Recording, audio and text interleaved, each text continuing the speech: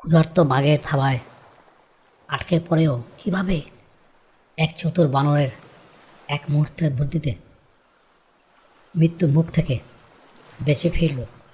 এক গহীন বনে বাস করত এক খুব চটপটে আর বুদ্ধিমান বানর।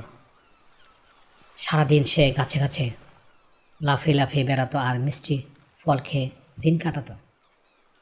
কিন্তু সেই বনে এক হিংস্র বাঘ এসে উপস্থিত হলো।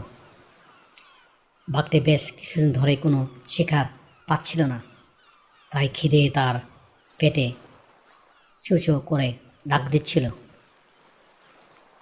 একদিন বানরটি যখন নিচু একটি ডালে বসে আম খাচ্ছিল, বাঘটি ঠিক সেই সময় চুপি চুপি ঝোপের আড়াল থেকে এসে এক লাফ দিয়ে মুহূর্তের মধ্যে তার প্রকাণ্ড থাবা দিয়ে বানরটিকে ধরে ফেলল। বাঘটি বিকট শব্দে হেসে বলল, আজ আর তোকে ছাড়ছি না। অনেক দিন পর এক মিষ্টি জল খাবার পেলাম। আগে তোকে খাই, তারপর মনের সুখে ও শান্তিতে ঘুমাবো। মৃত্যুর মুখোমুখি দাঁড়িয়েও বানর কিন্তু একদম ঘাবড়ে গেল না। সে মনে মনে ভাবল, ভয় পেলে চলবে না, আমার মাথার বুদ্ধি খাটাতে হবে। বানর একটি নরম গলায় বলল, বাঘ মামা, আপনি তো বনের রাজা, আমাকে খাবেন তাতে আমার কোনো আপত্তি নেই, কিন্তু দেখুন আমার গায়ে কত ধুলাবালি ও ময়লা লেগে আছে।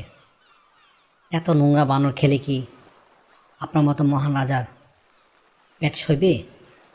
পেট খারাপ হয়ে ব্যথাও করতে পারে। বাঘ থাবা দিয়ে বানরটিকে চেপে ধরেই ভাবল, কথাটা তো মন্দ বলেনি। নোংরা খাবার খেলে যদি পেটে ব্যথা হয়।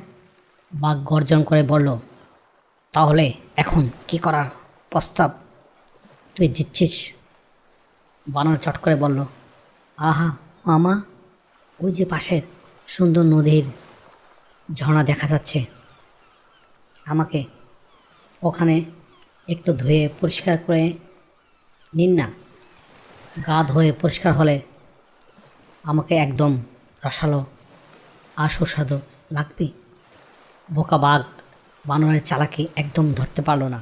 সে ভাবল, ধুয়ে গেলে তো খাবারটা আরও সুস্বাদু হবে। বাঘ তখন বানরটিকে ঘাট ধরে নদীর পাড়ে নিয়ে এলো। নদীর পাড়ে গিয়ে বাঘ বলল, নে, এবার নদীতে নেমে নিজেকে ভালো করে ধুয়ে নে। বানরটি মিটমিট করে হেসে বলল, মা মা, আপনি যদি আমাকে এইভাবে চেপে ধরুন, তাহলে আমি কিভাবে আমার হাত দিয়ে আমার গায়ে জল দেব? আপনি আমাকে এক মুহূর্তের জন্য নদীতে ছেড়ে নদীর পানি থেকে তুলে একটু উপরে পাথরে বসিয়ে দিন, আমি আরেক ঝটকায় জল ছিটিয়ে পরিষ্কার হয়ে যাব। লোভী বাঘ আর বেশি না ভেবেই বানরটিকে নদীতে ছেড়ে দিল। বাঘের থাবা থেকে মুক্ত হওয়া মাত্রই বানরটি এক বিশাল লাফ দিয়ে নদীর তীরের উপর ঝুলে থাকা গাছের ঢালে উঠে গেল।